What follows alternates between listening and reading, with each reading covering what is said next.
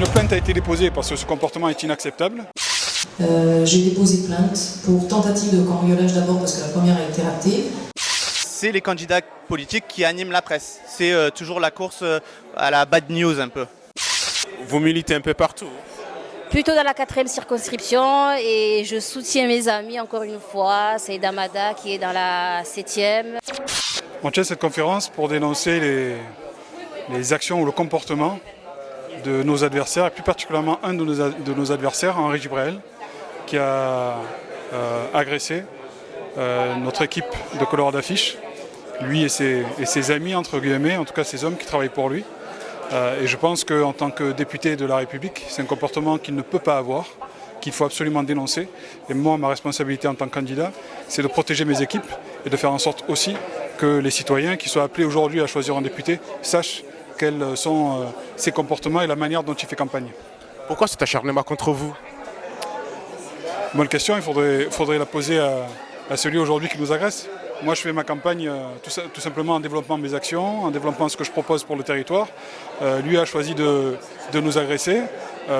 Peut-être qu'on lui fait peur, en tout cas c'est ce qu'on me dit. Je pense qu'on a de bonnes chances de gagner et que c'est peut-être ça qui aujourd'hui lui fait perdre un peu ses moyens et aussi leurs moyens à ses équipes. Nous, en tout cas, on déroule notre campagne et à chaque fois qu'il franchira la ligne rouge, on sera là pour le dénoncer. Une plainte a été déposée parce que ce comportement est inacceptable. Il faut savoir qu'une plainte a été déposée donc pour violence physique et psychologique, pour vol et pour menace de mort. Voilà. Maintenant, on laisse la justice faire son travail et convoquer Henri Gibrel si elle le souhaite. Et nous, on continue à faire notre campagne en direction des électeurs et électrices du secteur. J'ai déposé plainte pour tentative de cambriolage d'abord parce que la première a été ratée. J'ai laissé aussi une copie des SMS au commissariat de police d'Aix. Et ensuite, il y a eu un deuxième cambriolage un mois et demi après. Et là, il a réussi et on a pris tout mon matériel informatique, bien entendu. C'était votre domicile? À mon domicile, oui. Juste sur les affiches, alors c'est beaucoup moins plus léger que ce que j'ai évoqué, mais il faut quand même bien avoir conscience d'une chose. La guerre d'affiches à laquelle on assiste aujourd'hui, qui existe depuis que Marseille est Marseille, on pourrait dire ça, mais c'est quand même le cas. C'est quand même pas légal, il faut être clair là-dessus, c'est-à-dire que tout le monde balance sur recouvert, on recourt, il recourt, etc. Enfin, voilà, ça en finit pas. Sauf qu'au bout du coup, ce que les gens oublient, c'est que c'est nous qui payons ces affiches.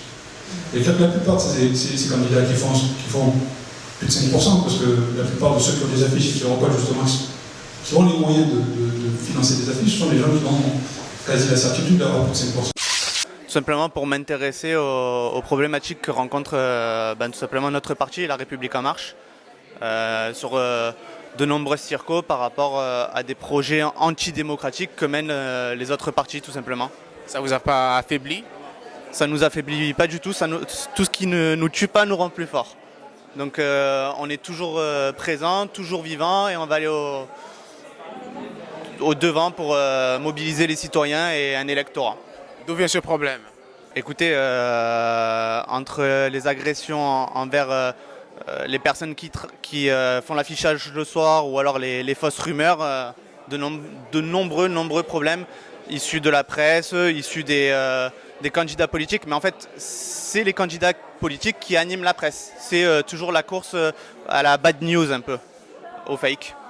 Que comptez-vous faire? On va se mobiliser et on va aller au devant pour mobiliser nos citoyens tout simplement, leur montrer que tout ce qui est fait actuellement est faux. D'ailleurs, la conférence de presse va dans ce sens. C'est pour montrer combien nos opposants sont antidémocratiques. Alors en fait, c'est une conférence pour les candidats de En Marche, La République En Marche. Parce qu'il y a beaucoup d'équipes qui se sont fait agresser, intimider. Donc c'est un peu pour expliquer à la presse ce qui se passe à Marseille. Voilà. Alors, vous êtes dans ce parti? Moi, je suis militante, oui. Je suis militante parce que je crois au renouveau. Vous militez un peu partout? Plutôt dans la 4e circonscription et je soutiens mes amis encore une fois. C'est Damada qui est dans la 7e. J'ai un petit mot à dire. Moi, je dirais que là, les agressions, c'est parce que je pense que les professionnels de la politique, ils ont peur. Ils ont peur de la dynamique que les jeunes veulent impulser, que les jeunes veulent aller à l'Assemblée nationale, représenter le vrai peuple. Donc je pense que les professionnels de la politique ont peur. Donc ils ont raison d'avoir peur. Parce que Saïd Hamada va aller à l'Assemblée nationale. J'ai été invitée par un ami qui m'a demandé de venir filmer le live en fait parce qu'il est chargé de la communication de la campagne de Saïd. Alors, tu connais ce parti, Damarche? Oui, vite fait quoi. Qu'est-ce que tu as entendu pendant la conférence? Qui s'était plaint des problèmes sur sa campagne, sur des affiches qu'ils avaient publiées qui n'étaient pas derrière tout ça en fait. Et enfin, c'est quand même pas gentil quoi de la part des autres.